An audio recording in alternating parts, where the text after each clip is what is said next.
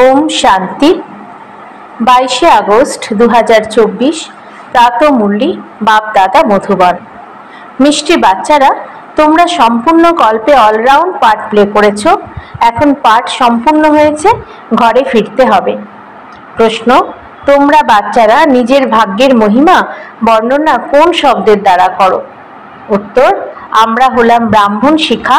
আমাদের নিরাকার ভগবান বসে পড়ান। দুনিয়ার মানুষ মানুষকে পড়ায়, কিন্তু আমাদের স্বয়ং ভগবান পড়াচ্ছেন। তাহলে আমরা কতখানি ভাগ্যবান। ওম শান্তি। আত্মারূপী বাচ্চাদের আত্মাদের পিতা জিজ্ঞাসা করছেন, মিষ্টি মিষ্টি বাচ্চারা, নিজের ঘর শান্তিধাম স্মরণে আছে? ভুলে যাওনি তো? এখন 84 চক্র পূর্ণ হয়েছে। কিভাবে পুরো হয়েছে সে কথাও তোমরা বুঝেছ। সত্যযুগ থেকে কলিযুগের শেষ পর্যন্ত এমন করে আর কেউ জিজ্ঞাসা করে না। মিষ্টি মিষ্টি প্রিয় বাচ্চাদের বাবা জিজ্ঞাসা করেন, এবার ঘরে ফিরবে তো, তাই না? ঘরে অর্থাৎ পরমধামে ফিরে গিয়ে সুখধামে আসতে হবে। এটা তো সুখধাম নয়, এ হলো পুরনো দুনিয়া, দুঃখধাম। সেটা হলো শান্তিধাম, সুখধাম। এখন এই দুঃখ থেকে মুক্ত হয়ে ফিরে যেতে হবে মুক্তিধাম। মুক্তিধাম বা শান্তিধাম যেন সামনে হাজির রয়েছে। সেটা হলো আত্মাদের নিবাসস্থান। তারপরে তোমরা নতুন বিশ্বে আসবে, যেখানে পবিত্রতা, সুখ, শান্তি হবে। এই কথা তো বুঝেছ, তাই না? এই গানও করো। বাবাকেও আহ্বান করা হয়, হে পতিত পাবন, এই পতিত দুনিয়া থেকে আমাদের নিয়ে চলো। এইখানে অনেক দুঃখ আছে, আমাদের সুখের স্থানে নিয়ে চলো। স্মরণে আসে, স্বর্গের কথা সবাই স্মরণ করে। শরীর ত্যাগ করলেই বলা হয় স্বর্গে গমন করেছে, লেফট ফর হেভেনলি অ্যাবোড। কে লেফট করলো? আত্মা। শরীর তো যায় না, আত্মাই যায়। এখন তোমরা বাচ্চারাই শান্তিধাম, সুখধামকে জানো, অন্য কেউ জানে না।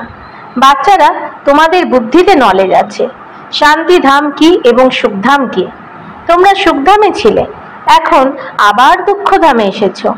সেকেন্ড, মিনিট, ঘন্টা, দিন, বছর পার হয়েছে। এখন 5000 বছরের শেষ হতে কেবল কিছুদিনই বাকি আছে। বাবা বাচ্চাদের স্মরণ করাতেই থাকেন। খুব সহজ কথা, এতে কনফিউজ হওয়ার দরকার নেই। আত্মা 84 জন্ম নেয় কিভাবে, এই কথাও কেউ জানে না। লক্ষ বছরের কথা তো কারো পক্ষে মনে রাখাও কঠিন। এ হলোই 5000 বছরের কথা।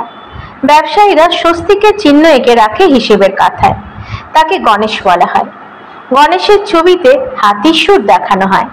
মানুষ টাকা খরচ করে চিত্র ইত্যাদি বানায়। একেই বলা হয় সময় নষ্ট। তোমাদের কত শক্তি ছিল, সেই সব দিন দিন কমেছে। যেমন গাড়িতে পেট্রোল কমতে থাকে। এখন তো তোমরা দুর্বল হয়েছ। 5000 বছর পূর্বে ভারত কেমন ছিল? অপার সুখ ছিল, অফুরন্ত ধনভাণ্ডার ছিল। এই রাজ্য তারা পেয়েছিলেন কিভাবে? রাজযোগে শিক্ষা নিয়েছিলেন। এতে যুদ্ধ ইত্যাদির কোনো ব্যাপার নেই। একেই বলা হয় জ্ঞানের অস্ত্রশস্ত্র। আর স্থূল কোনো কথা নেই। এ হলো জ্ঞানের অস্ত্রশস্ত্র। এ হলো জ্ঞান, বিজ্ঞান ও জ্ঞানের শক্তিশালী অস্ত্রশস্ত্র। সম্পূর্ণ বিশ্বে তোমরা রাজত্ব করো। দেবতাদের বলা হয় অহিংসক। বাচ্চারা, এখন তোমরা মানুষ থেকে দেবতা হওয়ার শিক্ষা প্রাপ্ত করছো। তোমরা জানো, আমরা প্রতি 5000 বছরের পরে অসীম জগতের বাবার কাছ থেকে এই অসীমিত উত্তরাধিকার প্রাপ্ত করছি। এই হলো আত্মার কথা। এতে স্থূল যুদ্ধের কোনো কথা নেই। আত্মা পতিত হয়েছে, তাই সে পবিত্র হওয়ার জন্য বাবার আহ্বান করে। এখন বাবা বলেন, মিষ্টি মিষ্টি বাচ্চারা, এখন তো ঘরে ফিরতে হবে। এই হলো জীব আত্মাদের দুনিয়া, ওই হলো আত্মাদের দুনিয়া। পরমধামকে জীব আত্মাদের দুনিয়া বলা হবে না। এই কথাটি ক্ষণে ক্ষণে স্মরণে থাকা উচিত। আমরা হলাম দূর দেশের নিবাসী। আমরা আত্মা, আমাদের নিবাস হলো ব্রহ্মাণ্ড। এই কথা যেন বুদ্ধিতে থাকে। এই আকাশ তত্ত্বের ওপারে, যেখানে সূর্য চাঁদও থাকে না, আমরা ওখানকার অধিবাসী। এখানে পাঠ প্লে করতে এসেছি। 84 পাঠ প্লে করি। সবাই তো 84 জন্ম গ্রহণ করতে পারে না, আস্তে আস্তে উপর থেকে নিচে নেমে আসে। আমরা হলাম অলরাউন্ডার। সর্বকর্ম সম্পন্নকারীকে অলরাউন্ডার বলা হয়। তোমরাও হলে অলরাউন্ডার। আদি থেকে অন্ত পর্যন্ত তোমাদের পাঠ আছে। এখন হলো এই চক্রের সমাপ্তি। তবুও আত্মারা উপর থেকে নিচে আসতেই থাকে। অনেক বাচ্চা আছে যারা উপর থেকে নিচে আসতে থাকে, ফলে বৃদ্ধিও হতে থাকে। বাবা তোমাদের আমি সেই এর অর্থ বুঝিয়েছেন। তারা তো বলে দেয় আমি আত্মা, আমি পরমাত্মা। তারা তো ড্রামার আদি মধ্য অন্তের সময়কাল ইত্যাদি কথা জানে না। তোমাদের বাবা বুঝিয়েছেন এই শরীরে তোমরা হলে এখন ব্রাহ্মণ। প্রজাপিতা ব্রহ্মা দ্বারা শিব বাবা তোমাদের অ্যাডপ্ট করেছেন, পড়াচ্ছেন, সেই কথা তো স্মরণে থাকা উচিত, তাই না?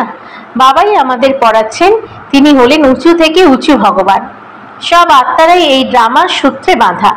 এখন তোমরা জানো আমরা শুরুতে দেবতা ছিলাম, তারপরে আমরাই ক্ষত্রিয় ধর্মে আসি, অর্থাৎ সূর্যবংশী থেকে চন্দ্রবংশী হই। এতগুলি জন্ম হয়েছে, সেসব জানা উচিত। এই জ্ঞান প্রথমে তোমাদের একেবারেই ছিল না। এখন বাবা বুঝিয়েছেন এ হলো বর্ণের ডিগবাজি খেলা। এখন আবার শূদ্র থেকে ব্রাহ্মণ হয়েছ, ব্রাহ্মণ থেকে দেবতা হবে। বিরাট রূপ দেখানো হয় না? তোমাদের বুদ্ধিতে সম্পূর্ণ জ্ঞান আছে কিভাবে আমরা নিচে নেমে ব্রাহ্মণ কুলে এসেছি, তারপরে আবার ডিটি ডিনাইস্টিতে যাই। এখন তোমরা ব্রাহ্মণরা হলে শিখা, শিখা সবচেয়ে উঁচুতে থাকে। তোমাদের মতন উঁচু কুলের কে হবে? ভগবান বাবা এসে তোমাদের পড়াচ্ছেন। তোমরা কতখানি ভাগ্যশালী। নিজের ভাগ্যের কিছু মহিমা বর্ণনা তো করো। বাইরে তো সব মানুষ মানুষদের পড়ায়। ইনি তো হলেন নিরাকার পিতা। ইনি কল্প কল্প একবারই এসে নলেজ দেন। পড়াশোনা তো প্রত্যেকেই করে। ব্যারিস্টারের নলেজ করে ব্যারিস্টার হয়। তারা সবাই মানুষ মানুষদের পড়ায়। এখন এ হলো ভগবান উবাচ। মানুষকে তো কখনো ভগবান বলা হয় না, তিনি তো হলেন নিরাকার। এখানে এসে তোমাদের অর্থাৎ বাচ্চাদের পড়ান।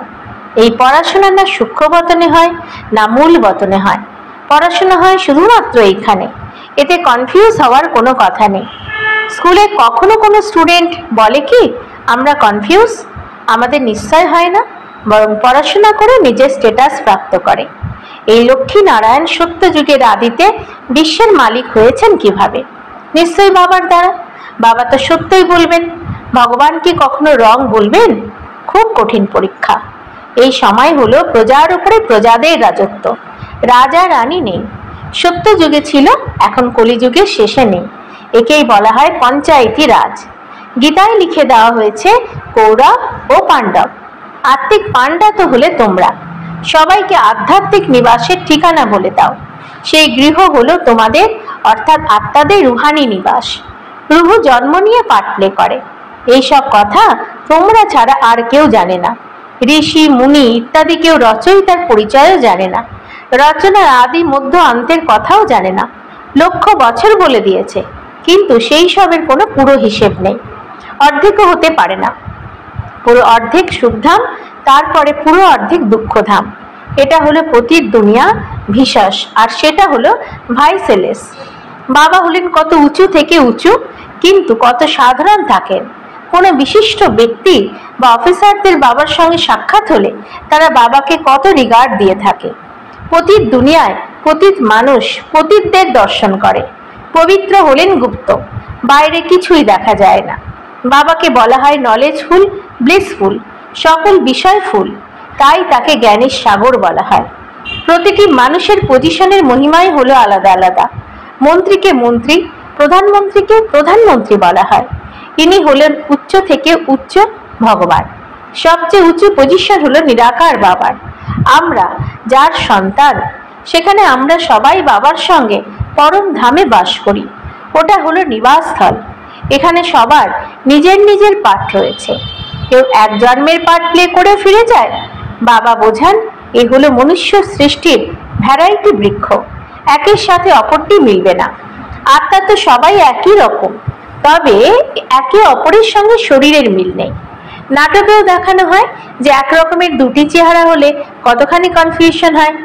দুজনের মধ্যে আমার স্বামীকে, আর এ তো হলো অসীম জাগতিক খেলা। একে অপরের সঙ্গে কোনো মিল নেই। প্রত্যেকের ফিচার্স আলাদা। আয়ু যদিও এক রকমের হয়, কিন্তু ফিচার্স একরকম হয় না। প্রত্যেক জন্মে এই ফিচার্স বদলে যায়। কত বিশাল এই অসীম জাগতিক নাটক। অতএব ড্রামা সম্বন্ধে জ্ঞান থাকা উচিত, তাই না? সম্পূর্ণ সৃষ্টির আদি মধ্য অন্তের জ্ঞান তোমাদের বুদ্ধিতে আছে। প্রত্যেকের ড্রামাতে যা পার্ট আছে সেই পার্টই সে প্লে করবে। ড্রামায় কোনো রিপ্লেসমেন্ট হতে পারে না। অসীম জাগতিক ড্রামা যে জন্মগ্রহণ করতেই থাকে। সবার ফিচার্স আলাদা, কত রকমের ভ্যারাইটি ফিচার্স। এই সম্পূর্ণ জ্ঞান বুদ্ধি দ্বারা বোধগম্য করতে হয়। কোনো বই ইত্যাদি নেই। গীতার ভগবান হাতে গীতা নিয়ে আসেন নাকি? তিনি তো হলেন জ্ঞানের সাগর।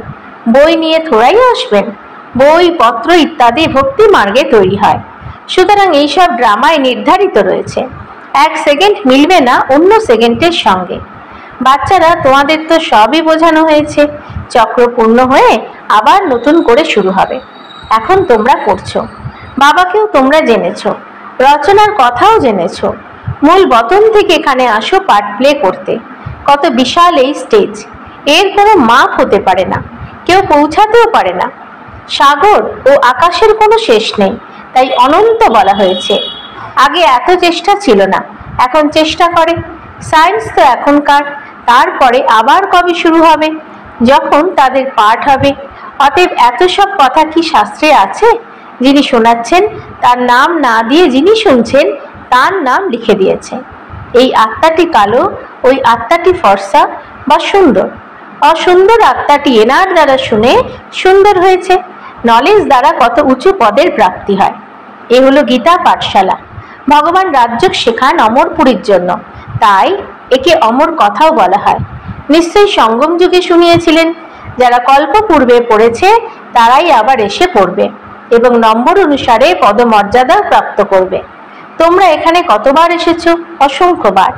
কেউ যদি জিজ্ঞাসা করে এই নাটক কবে থেকে শুরু হয়েছে, তোমরা বলবে এই নাটক তো অনাদিভাবে চলে আসছে। গণনা করার কথা নেই, জিজ্ঞাসা করার ভাবনাও আসে না। শাস্ত্রে সবই হলো ভক্তি মার্গের গল্প কাহিনী, যা পাঠ করা হয়। এখানে তো অনেক ভাষা রয়েছে। সত্য যুগে বহু ভাষা ইত্যাদি হয় না। এক ধর্ম, এক ভাষা, এক রাজ্যের তোমরা স্থাপনা করছো। তারা তো শান্তি স্থাপনের পরামর্শ দাতাদেরকে পুরস্কার দেয়। শিব বাবা তোমাদের সম্পূর্ণ বিশ্বে শান্তি স্থাপন করার পরামর্শ দেন। তাকে তোমরা কি প্রাইজ দেবে? তিনি তো তোমাদেরকেই প্রাইজ দেন, কিছুই নেন না। এইসব কথা বুঝতে হবে। গতকালের কথা যেন, যখন তাদের রাজত্ব ছিল।